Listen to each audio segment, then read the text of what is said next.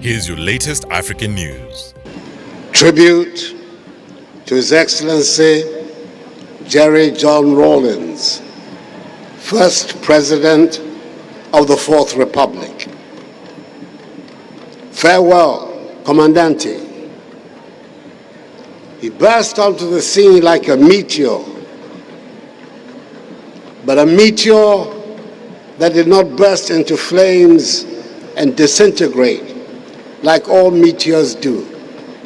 On the contrary, it remained potent until the very end of its life, leaving strong footprints in the sands of time.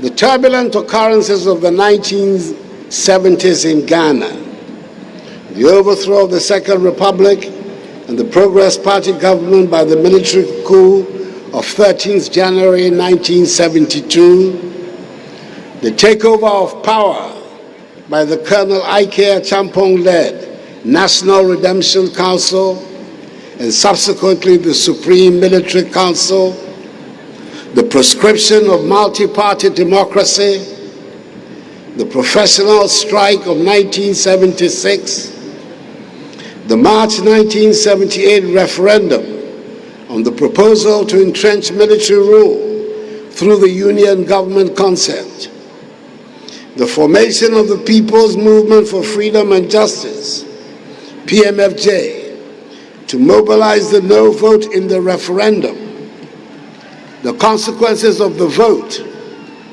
and the conspiracy to abduct the Electoral Commissioner, the palace coup that removed General Kutu Achampong from office and ushered in General Fred Akufo in his stead, culminated in the emergence of Flight Lieutenant Jerry John Rawlings in the political space of our country. Charismatic, energetic, fearless leader. Such were the attributes ascribed by many Ghanaians to the man, Jerry John Rawlings, the young Air Force officer who announced his presence in Ghana's politics by the abortive coup of May 15, 1979, and was sentenced to death for his part in the failed effort.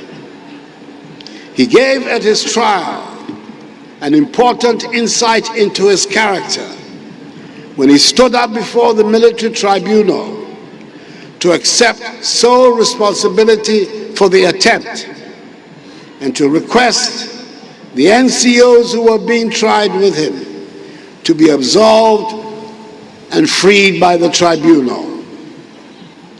The great events that were to define his character and career followed quickly after his trial, conviction, and sentence. 3 weeks later, whilst awaiting execution of his sentence, he was dramatically freed from prison by the insurgents of what has come to be known as the June 4th uprising, when junior officers and other ranks of the Ghana Armed Forces banded together to throw out the Supreme Military Council and install the Armed Forces Revolutionary Council, AFRC, headed by Flight Lieutenant Jerry John Rawlings. Thereafter, JJ to all and sundry in Ghana. It is no wonder that he came to regard June 4th as, quote, that defined day, unquote. He re-emerged as chairman of the Provisional National Defense Council, PNDC, when he led a successful coup that brought the short-lived Third Republic to an end on 31st December 1981. The tumultuous and at times lawless incidents of the AFRC 3-month tenure of office and of the early years of PDNC rule are matters of record, winning him passionate admirers vociferous critics, and determined lifelong enemies, all at the same time. He was the longest-serving ruler in our history, 11 years as a military leader and 8 years as a twice-elected civilian president, making 19 years in all. He was fortified in his work by his union with his celebrated consort, the equally dynamic Nana Konadu Agyeman Rawlings, who proved to be a sturdy pillar and invaluable companion to the very end, and who bore him 4 children, the eldest of whom, Zaneto, is continuing his tradition of public service. It was no secret that the relation that existed between the two of us, right from the heady days of 1979 through to my brief period in exile, his assumption of office as the first president of the Fourth Republic, the historic Kuniprako demonstrations, my period as Attorney General and Minister for Foreign Affairs in the Kufuor administration, to be my elected the 2008 NPP presidential candidate, was one of open animosity. We did not see eye to eye. However, with time, things changed. We came to see value in each other and understood to a very large degree our respective perspectives. One thing we had in common was our mutual commitment to public service. My visit to his ridge residence in 2012 signified the easing of tensions between us, leading to a friendship that lasted for the better part of some 8 years. Indeed, when the Ghanaian people in 2016 reposed for the first time their confidence in me in the elections of that year, one of the first persons on whom I paid a courtesy call was His Excellency Jerry John Rawlings. From my entry into office, right up to the day he was called by his maker, he remained a good friend and a repository of sound advice.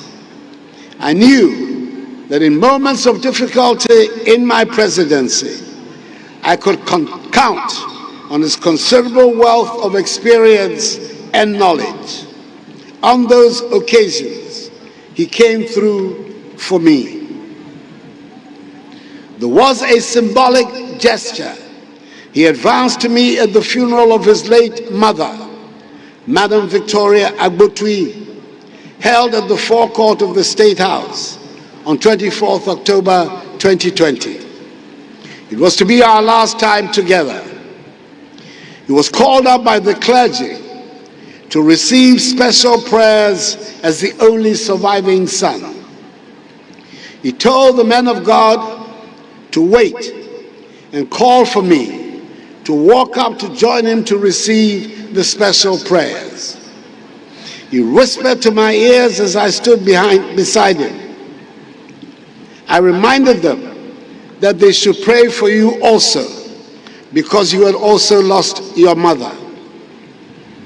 I was touched by this. It is for good reason that his well-known, oft-cited ideals of probity and accountability, in which he invested a great deal of his political capital, have been enshrined in the Constitution of the Fourth Republic, and together with freedom and justice, the words of our nation's motto, constitute the foundational principles on which social order is to be developed in Ghana.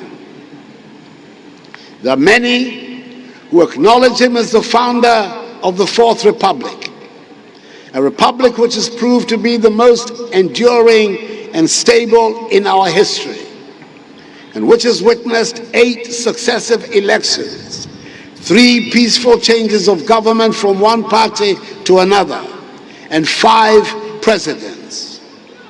For all his revolutionary antecedents, he set in 2001 the enviable precedent, which has since guided our country, of respecting the 2-term limit of the presidency and superintending the orderly transfer of power to his democratically elected successor. Whilst he was with us, he respectfully declined an offer I made to him in 2017 to have the University of Development Studies Tamale, UDS, which he personally helped establish, named after him. His reason was that, in adhering to a long-standing principle, he did not want to have any national monument or facility named after him. 2 days after his passing, at the 21st congregation of UDS, I expressed my strongest convictions, in spite of his reservations, that such an honor should be accorded him. I am glad that this has found favor with his family, and the necessary formalities will be carried out to achieve this. That is, the Jerry John Rawlings University of Development Studies, Tamale.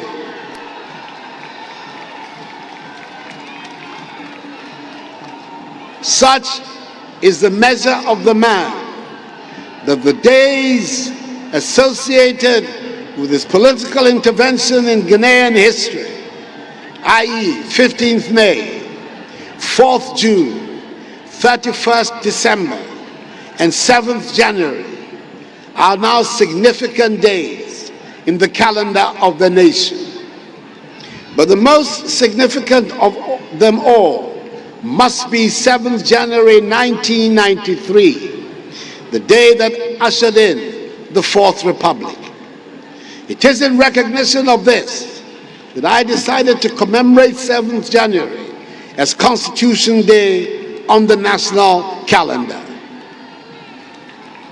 It is perhaps the greatest tribute a grateful nation can offer to the men and women whose efforts led to the establishment of the Fourth Republic.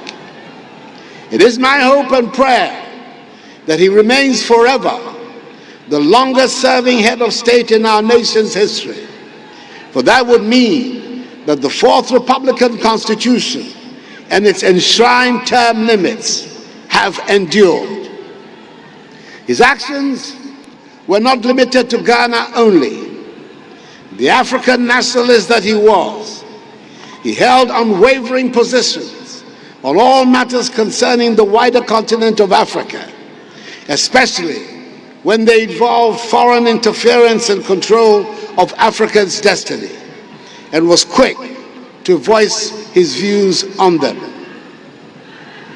His chairmanship of the ECOWAS Authority of Heads of State and Government set the example whereby virtually all his successors, John Agyekum Kufuor, John Dramani Mahama, and I, the second, fourth, and fifth presidents, respectively, of the Fourth Republic, have been honored by their peers with the occupancy of that high office, reinforcing the Pan-African vocation, which has been an essential element of Ghanaian public policy since independence. I called him Comandante because of his admiration for the famous Latin American revolutionaries, Fidel Castro, Hugo Chavez, and Daniel Ortega, a nickname which seemed to please him. I believe that history on balance will be kind to him and will render a positive verdict on his contribution to the evolution of our nation and the entrenchment of its democratic institutions and culture. It is entirely appropriate and fitting that he should receive a state funeral with full honors to express the gratitude of the nation for that contribution.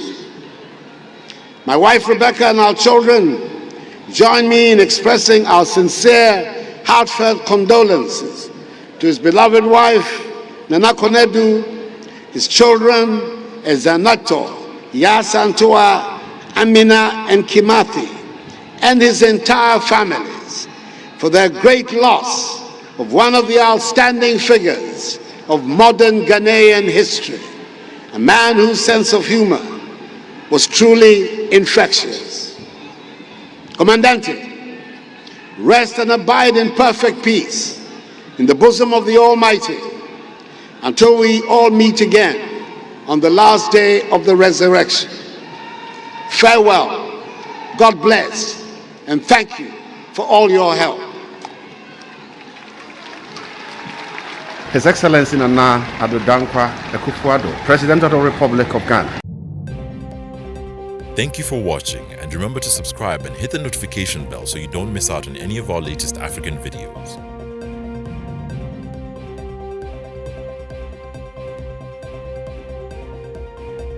You can now leave your suggestions or topics you'd like us to cover in the comments below.